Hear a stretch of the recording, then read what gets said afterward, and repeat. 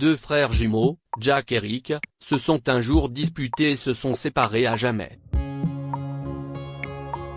Que va-t-il advenir d'eux, des années plus tard, lorsque l'un des frères, devenu riche, croise son jumeau en train de mendier devant un restaurant? De hautes étagères en acajou remplies d'épais volumes, une table centrale en bois dur et 3 chaises en velours rouge occupaient la bibliothèque. Si est-il là que Samuel, le grand-père de Jack et Rick, leur faisait la classe tous les soirs. Les deux frères ont grandi entourés de livres car leur grand-père était un lecteur vorace. Malheureusement, les parents de Jack et Rick étaient trop absorbés par leur travail, si bien que Samuel, leur seul parent dans la ville, a dû s'occuper des garçons. Bien que Rick et Jack appréciaient le grand-père Samuel, ils n'étaient pas des enfants très sages, et se mettre à dos leur grand-père était l'un de leurs passe-temps favoris. Grand-père. Grand-père. Regarde, il y a quelque chose derrière toi. Pendant que le grand-père Samuel se perdait à chercher ce qu'il y avait derrière lui, les deux garçons disparaissaient de la bibliothèque parce qu'ils n'aimaient ni les livres ni la lecture. Seul Samuel adorait sa collection de livres, pas les garçons. Cependant, les cheveux du vieil homme n'étaient pas devenus argentés du jour au lendemain, ils reflétaient ses expériences, les hauts et les bas qu'il avait connus au cours de sa vie. Alors, pendant que ses petits-fils étaient occupés à faire des espiègleries et des farces, le grand-père Samuel échafaudait un plan pour les discipliner. Un soir, il a convoqué les garçons dans la bibliothèque et leur a dit « D'accord, les garçons. J'ai quelque chose à vous dire. À partir d'aujourd'hui, quiconque s'assoit avec moi dans ma bibliothèque et me laisse lui faire la lecture recevra chaque année le plus beau des cadeaux de Noël. Celui qui ne le fait pas rentrera chez lui les mains vides. » Les deux jeunes garçons échangèrent un regard et, dès le lendemain soir, dans leur quête du plus beau cadeau de Noël, ils se mirent à étudier dans la bibliothèque de Samuel à ses côtés. Mais les années ont passé très vite, et Samuel a commencé à vieillir, à se fragiliser et à tomber terriblement malade. Ses membres affaiblis ne pouvaient plus supporter les gros livres lourds qu'il avait l'habitude de lire à ses petits-fils et, quelque part, il savait que son heure était venue. Dans ces derniers jours, il passait donc le plus clair de son temps avec ses petits-fils. Un jour, Samuel s'est assoupi alors qu'il lisait un livre à Jack et Rick, et il ne s'est plus jamais réveillé. Son amour pour les livres ne s'est pas démenti jusqu'à son dernier souffle, et la dernière chose qu'il a dite à ses petits-fils est la suivante: dans les livres, il y a la sagesse, et la sagesse est un véritable trésor, les garçons.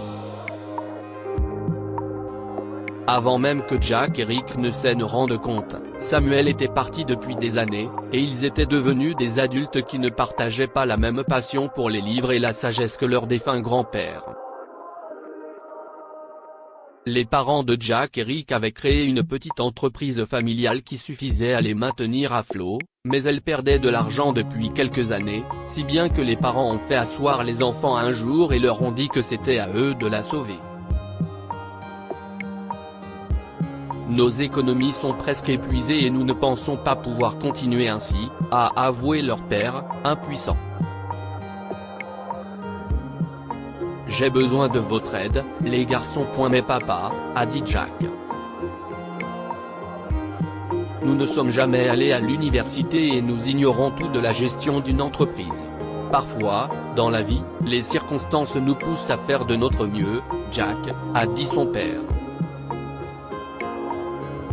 Je compte sur mes fils parce que, franchement, ta mère et moi ne pensons pas pouvoir te soutenir plus longtemps. Jack et Rick avaient été des bagarreurs pendant presque toute leur adolescence, et leur père leur demandait soudain d'assumer les responsabilités, ce qui les inquiétait vraiment. Comment feraient-ils alors qu'ils n'ont jamais eu à lever le petit doigt pour quoi que ce soit?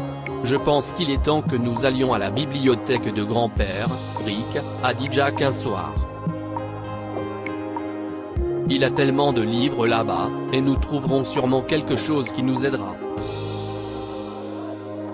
De toute façon, nous n'avons pas les moyens d'aller à l'université, et nous avons foiré l'histoire des bourses la dernière fois. Rick haussa les épaules. Tu n'es pas sérieux, n'est-ce pas? Bon sang. Ne me dis pas que tu l'es. Quoi? Bien sûr que si, insista Jack. Tu penses vraiment que lire quelques livres nous rendra si intelligents que nous serons capables de gérer les affaires de papa? Même papa, qui a tant d'années d'expérience, n'a pas pu le faire, Jack. Comment allons-nous faire? Eh bien, il faut quand même essayer, a dit Jack. On ne peut pas rester là à espérer un miracle pour sauver l'entreprise. Bonne chance, mon frère, a dit Rick en souriant. Mais je ne veux pas relire les livres que Grandpa nous a lus. C'était si dur d'y échapper, et je ne veux plus revivre la même expérience. J'en ai fini avec ces conneries. Quelques jours plus tard, Rick était parti. Il s'était volatilisé. Lorsque Jack est rentré chez lui ce jour-là, il a trouvé sa mère en train de sangloter sur leurs économies volées. Puis elle a découvert un mot dans la chambre de Rick disant qu'il en avait assez de la pauvreté et qu'il ne voulait pas être un perdant, en restant là et en essayant de sauver l'entreprise de son père qui était au bord de la faillite.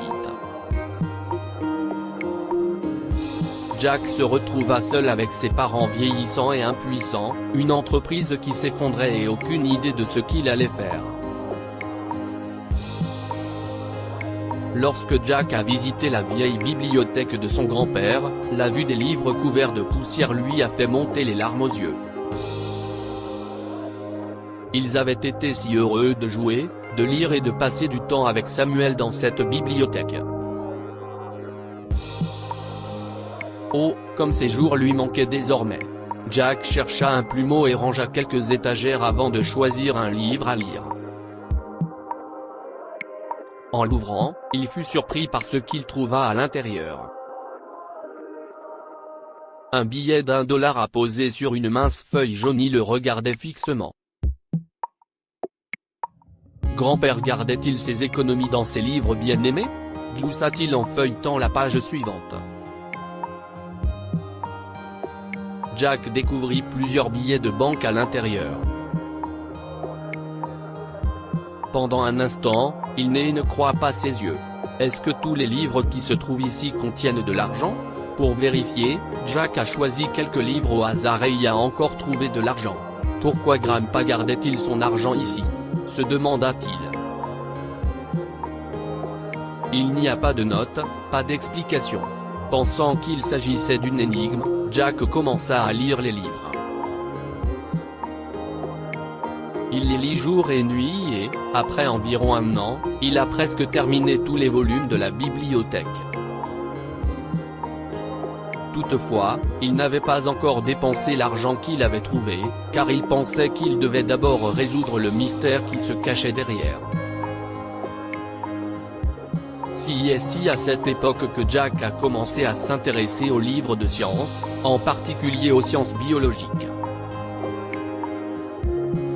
Il s'est alors demandé pourquoi il n'avait pas lu ces livres plus tôt.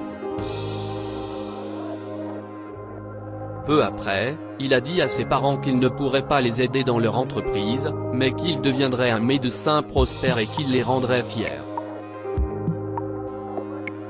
Les économies de ses parents étant épuisées, Jack a pris des emplois à temps partiel pour subvenir aux besoins de sa famille.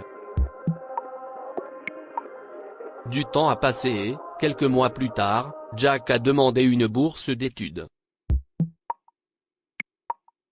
Il n'avait aucun espoir de réussir, mais Jack s'est donné à fond et n'a pas cru ses yeux lorsqu'il a décroché la bourse. Les livres de Samuel avaient changé la vie de Jack, et il était maintenant déterminé à rendre ses parents et son grand-père fiers de lui en devenant médecin. Il a donc travaillé très dur pour passer ses examens d'entrée à l'université, et s'il a été rejeté par quelques universités, il a été accepté par une douzaine d'entre elles. Jack choisit l'université la plus proche de chez lui, afin d'être près de ses parents et de les soutenir tout en réalisant ses rêves. Pendant ce temps, il n'a pas oublié son frère jumeau.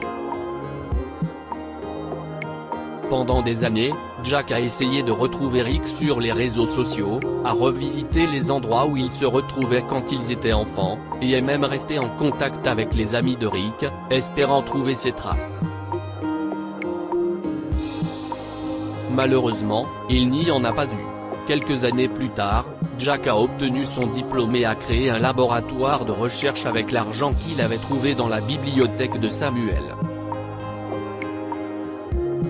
C'était sa façon de rendre hommage à son défunt grand-père, qui avait contribué à sa réussite et à tout ce qu'il avait accompli dans la vie, et de promouvoir la recherche clinique en tant que médecin. Après tout, sans les livres de Samuel, Jack n'aurait jamais découvert son intérêt ni ce dont il était capable. Le jour de l'inauguration du laboratoire, Jack était assis seul depuis un moment, tenant l'un de ses livres préférés qu'il avait trouvé dans la bibliothèque de Samuel. Ce jour-là, il s'était rendu compte qu'il avait enfin résolu l'énigme de l'argent dans les livres de Samuel. Samuel avait laissé l'argent dans ses volumes pour que ses petits-fils puissent lire les livres. Après tout, il ne pouvait plus leur offrir de cadeaux de Noël. Mais il avait mis au point une technique pour que ses petits-fils lisent les livres et deviennent des sages. Pauvre Rick, se dit Jack. Je suis curieux de savoir ce qu'il fait.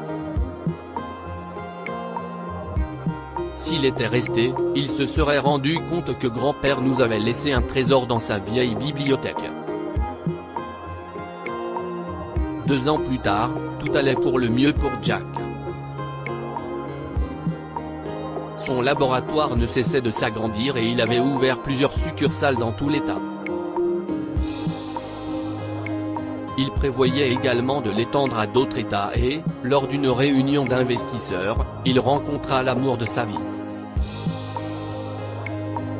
Ariel était belle, travailleuse et facile à vivre. Elle a d'abord été séduite par les yeux noisettes et le sourire charmant de Jack, mais si est lui qu'il a été le plus. En fait, il a été tellement captivé par sa personnalité qu'il a décidé qu'il ne voulait pas passer le reste de sa vie avec quelqu'un d'autre. Un jour, lorsque Jack et Ariel sont arrivés dans un restaurant pour un déjeuner, Ariel a rapidement informé le beau valet de leur rendez-vous et est entré dans la voiture.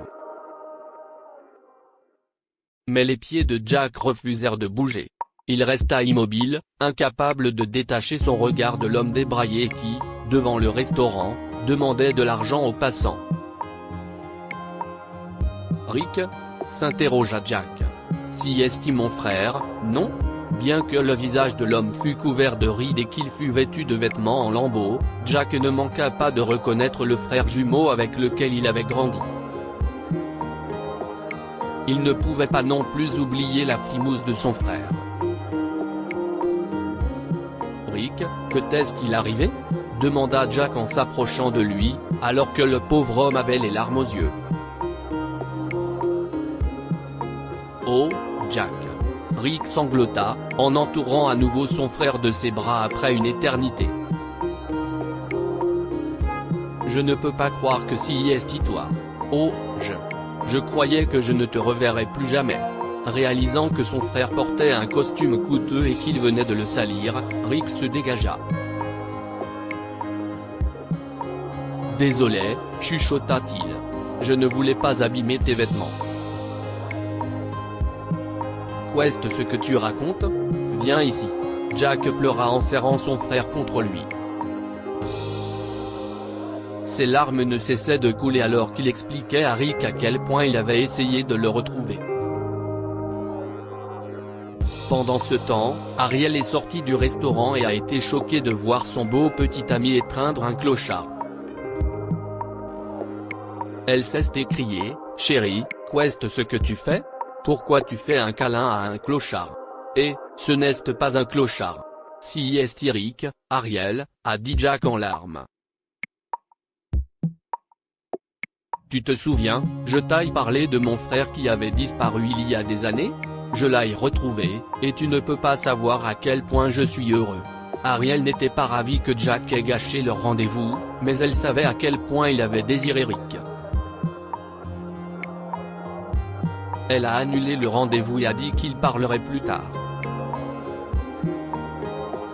Jack savait qu'il l'avait contrarié, mais il s'en occuperait plus tard. Tout ce qui comptait pour lui maintenant, c'était son frère perdu depuis longtemps, devant ses yeux, vivant et en bonne santé. Rick, sais-tu au moins ce qui s'est passé après ton départ? Grand-père nous a laissé ce qu'il avait de plus précieux. Ces livres. Ils ont transformé ma vie. L'expression de Rick s'assombrit tandis que Jack continuait de lui parler de l'argent qu'il avait trouvé et de la façon dont les livres l'ont aidé. Alors tu as dépensé l'argent de grand-père sans même te soucier de moi? A lancé Rick. Si est-il vraiment égoïste de ta part, Jack? Grand-père a laissé l'héritage pour nous deux. Comment as-tu pu tout dépenser seul? Et tu as cette belle vie grâce à son argent. Est-ce que tu t'entends toi-même, Rick? A dit Jack, irrité.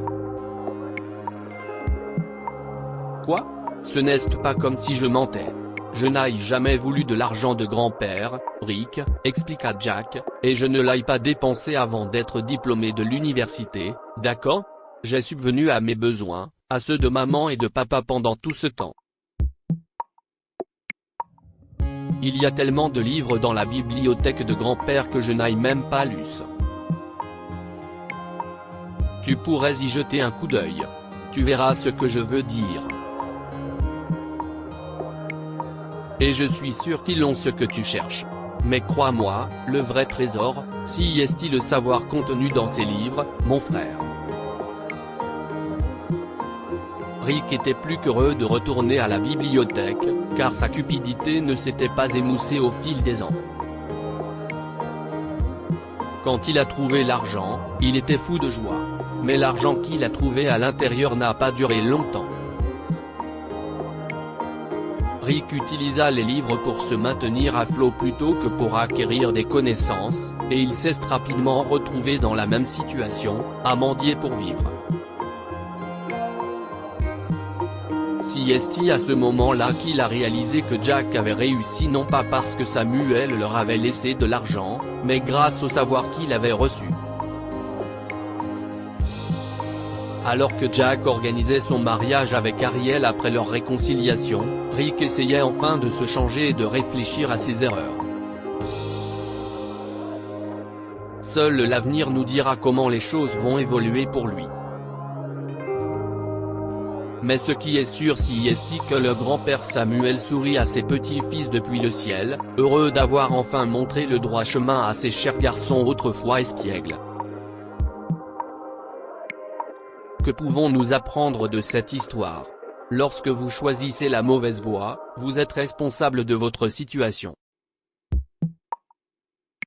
Rick n'a jamais cherché à s'améliorer, même après avoir consulté la bibliothèque de son grand-père, ce qui l'a replongé dans la pauvreté. Appréciez ce que font vos grands-parents, car ils veulent toujours le meilleur pour vous. Les livres de Samuel ont changé la vie de Jack et lui ont permis de réussir, car Jack a pris conscience de leur valeur. Rick a réalisé un peu tard la valeur des connaissances qu'ils contiennent, et seul l'avenir nous dira s'il changera. Partagez cette histoire avec vos amis.